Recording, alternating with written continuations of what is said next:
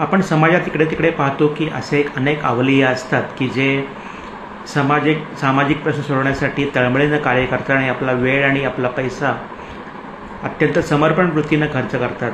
अशाच एका अवलियाची आज आपण मुलाखतीच्या माध्यमातून ओळख करून घेणार आहोत. श्री सतीश फिरके काका हे 71 वर्षाचे असून ते 80% अंध आहेत. तरीसुद्धा त्यांनी एक प्रणाली विकसित केली आहे ज्याच्यामध्ये वाढती बेरोजगारी, महिलांवरील अत्याचार आणि उत्पादनक्षम शेती यावर त्यांनी अनेक म्हणजे असे समस्या निराकरण करण्यासाठी अनेक संशोधन केलं आहे आणि त्यांचं हे संशोधन किंवा प्रबंध आहे ते संयुक्त राष्ट्राला देखील पाठवण्यात आलेलं आहे.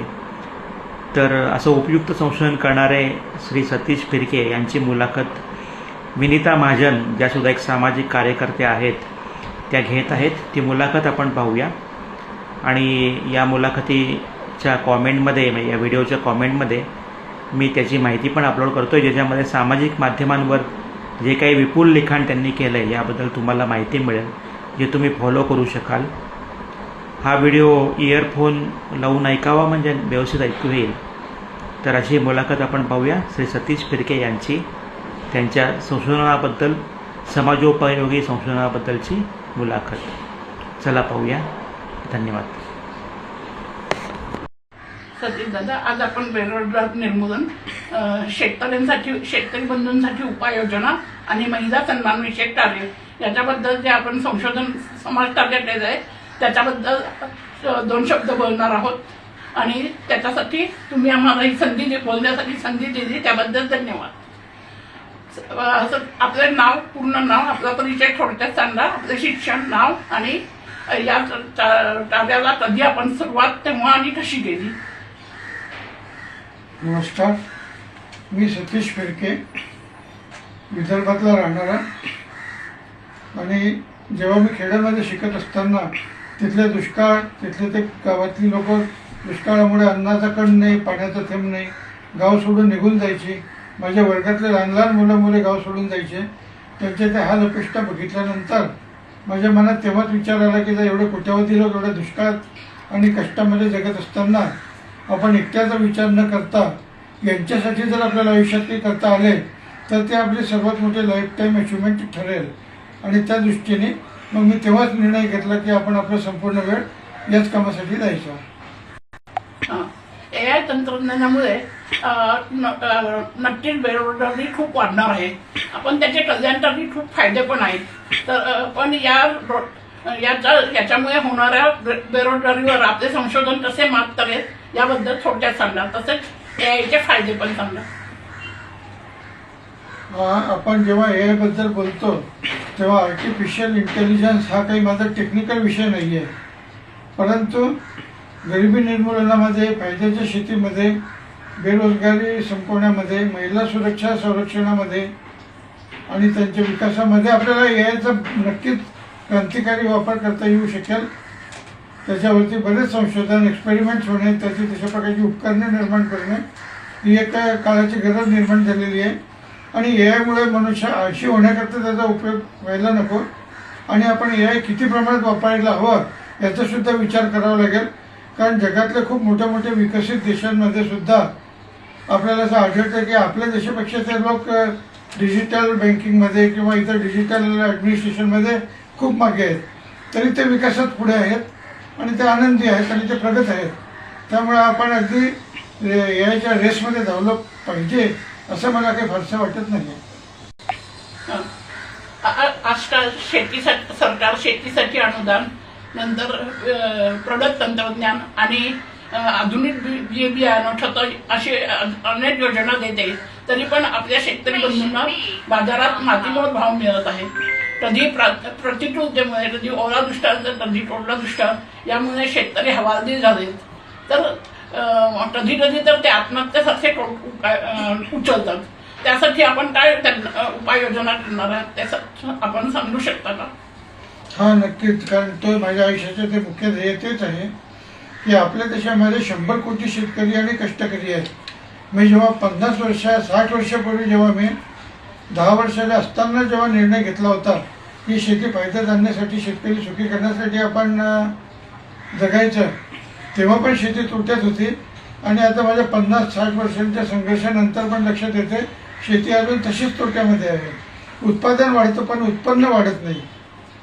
आपण दरडोई उत्पन्नाचा जर विचार केला, आजही आपण जगामध्ये 142व्या क्रमांकावरती, म्हणजे अगदी शेवटच्या रांगेत आहोत. तर हे शेतकरी आणि शेती जर आपण जगवली, ही जनावरं जगवली, तर आपल्याला 142 कोटी जनता जगवता येणार आहे. अन्यथा त्यातून फार मोठी सामाजिक आर्थिक समस्या निर्माण व्हायला नकोत, हा एक चिंतेचा विषय आहे.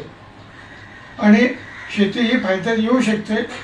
आपण प्रत्येक शेतकरी कुटुंबाला, गरीबाला दर महिन्याला 50,000 ते 60,000 रुपये देऊ शकतो, अशा प्रकारचे प्रयोग आपल्या महाराष्ट्रातच राळेगण सिंधी असेल, हिवरे बाजार असेल, कडवंची असेल, अशा गावांमध्ये प्रयोग झालेले आहेत.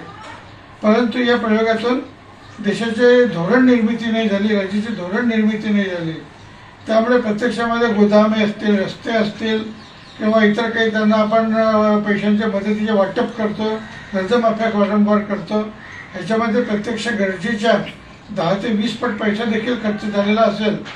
परंतु आपण त्या नियोजनाची दिशा ही जर उत्पादक स्वरूपाची ठरवली आणि प्रोडक्टिव्ह कामांकरता जर व्हॅल्यू ॲडिशन करता जर पैसा दिला, उदाहरणार्थ चांगल्या प्रकारचे प्रोडक्शन, त्याला चांगल्या प्रकारची प्रक्रिया, त्याचे साठवण आणि मार्केटिंगचे चॅनल्स डेव्हलप करणे, असे जर सायंटिफिक मॅनेजमेंट आपण जर ॲग्रिकल्चरमध्ये आणली, तरी शेती नक्कीच फायदेशीर होऊ शकेल. आणि त्यातून महाराष्ट्र आणि भारत हा खऱ्या अर्थाने सुजलाम सुफलाम होऊ शकेल, यात कोणालाही शंका असण्याचे कारण नाही. महिला अत्याचार कमी करणे आणि महिलांना सन्मानपूर्वक वाढवणे, याच्यासाठी पण आपण काही उपाय सांगितलेले आहेत, ते आपण थोडक्यात सांगू. आता महिलांचा विषय आपण जर घेतला तर तो फार चिंतेचा विषय आहे, मनाला वेदना देणारा विषय आहे. आपल्या देशामध्ये 140 कोटीमध्ये 70 कोटी या महिला आहेत. त्यांची सुरक्षा, सन्मान, स्वावलंबन हा आपल्याकरता नेहमीच प्रश्न राहिलेला आहे. वारंवार काहीतरी लहान मोठ्या घटना घडतात, फार मोठी वादळे उठतात आणि नंतर आपण म्हणतो की माउथ मेमरी ही फार शॉर्ट असते. त्यामुळे पुन्हा लोक विसरून जातात. आत्महत्या झाली की मोर्चे निघतात आणि 2 महिन्यानंतर कोणासाठी मोर्चा काढला होता हे आठवत नाही. त्यामुळे ते रोज मरे त्याला कोण रडे, अशी ही महिलांच्या सुरक्षेचा विषय आहे. आणि हा जर विषय आपल्याला सोडवायचा असेल, आपल्या असे लक्षात येईल की प्रत्येक गल्लीमध्ये आता अनेक रावण निर्माण झालेले आहेत की जे नुसते लचके तोडायला गिधाडांसारखे टपून बसलेले असतात. मनुष्य समाजासमोर येतो तेव्हा तो सभ्य संत साधू असतो आणि तो जेव्हा एकटा असतो तेव्हा तो कधी गिधाड लांडगा झाला हे त्याला सुद्धा कळत नाही. आणि या गोष्टीकरता आपण पोलीस यंत्रणा किंवा शासनावर अवलंबून नाही राहू शकत. काय 70 कोटी महिलांना क्षणक्षणाला काय अडचणी येणार आहेत हे पोलिसांना किंवा शासनाला आधी कळत नाही. त्यामुळे प्रिव्हेंटिव्ह केअर हे ते घेऊ शकत नाही. दुर्घटना घडल्यानंतर आपण त्यांच्याकडनं याची शासनाची, शिक्षेची, गुन्हे शोधून काढण्याची ती अपेक्षा करू शकतो.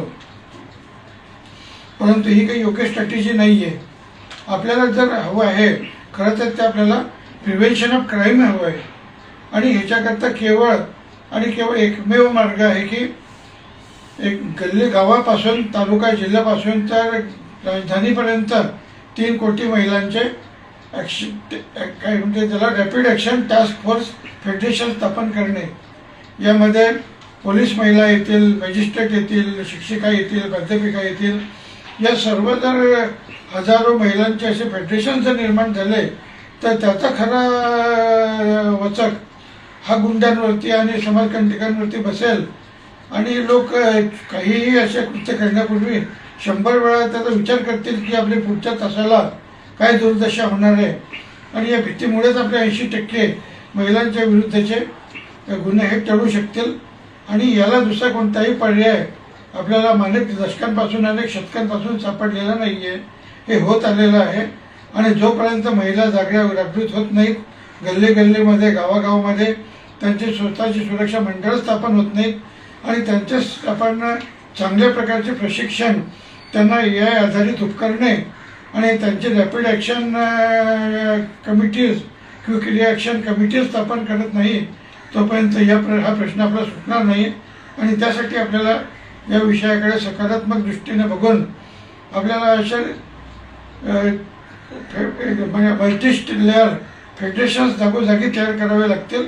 ते पोलिसांशी संपर्क साधू शकतील, ते गुन्हेगारांशी मुकाबला करतील, त्यांना त्यांची जागा पण दाखवतील आणि शासनाचा आणि पोलिसांवरच्या याच्यामुळे हा फार मोठ्या प्रमाणावर जवळ 80% ताण हा कमी होईल. आपल्या या अभियानाचे एक सकारात्मक उदाहरण सांगा. सकारात्मक उदाहरणे पुष्कळ आहेत. 140 कोटी लोक आहेत, सर्वजण प्रयोग करत असतात. परंतु माझ्या माहितीत असलेले आणि माझ्याशी निगडीत असलेले उदाहरण सांगतो. महाराष्ट्रातील जालना जिल्ह्यामध्ये सतत 4 वर्ष पाऊसच पडला नाही. खायला अन्नाचा कण नाही, प्यायला पाण्याचा थेंब नाही. शेकडो गावं ओस पडली. या गावांच्या मधोमध असलेल्या कडवंची गावाने मात्र 18 कोटी रुपयांचे द्राक्ष पिकवून परदेशात विकल्याची बातमी आली आणि मी ते बघायला तिथे गेलो. एक 35 वर्षाचा तरुण समोर आला आणि म्हणाला, सर तुम्ही आमच्या कॉलेजमध्ये 12 वर्षापूर्वी सेमिनारला आला होतात आणि शेती हा विषय कुणीतरी शास्त्रज्ञाच्या दृष्टिकोनातून अभ्यासाला घ्यावा असे आवाहन केले होते. म्हणून मी एमटेक ॲग्रिकल्चर केल्यानंतर MPSC UPSCचा मोह सोडला आणि या कडवंची गावामध्ये आपल्या कुटुंबासहित येऊन इथे शास्त्रीय शेतीचे प्रयोग हाती घेतले. जर्मन सरकारने 4 कोटी रुपयांची मदत केली. त्या आधारे अनेक चांगल्या गोष्टी या गावात करू शकलो आणि त्या आधारे या गावाने मागच्या वर्षी 18 कोटी रुपयांचे द्राक्ष पिकवून विकली. यावर्षी पाऊस चांगला पडला असल्यामुळे त्यांच्या 35 कोटी रुपयांचं द्राक्ष निर्यातीचं बजेट त्यांच्या समोर आहे. तर 35 कोटी रुपये एका गावात आलेत तर विचार करा मित्रांनो, तिथे कोणत्याही प्रकारची समस्या राहू शकेल का? आणि जर एवढ्या दुष्काळी पीडित गावामध्ये जर एवढी क्रांती होऊ शकते तर मग महाराष्ट्रातील 25,000 आणि देशातील 5 लाख गावांमध्ये किती मोठ्या प्रमाणावरती आपल्याला करायला काम बाकी आहे.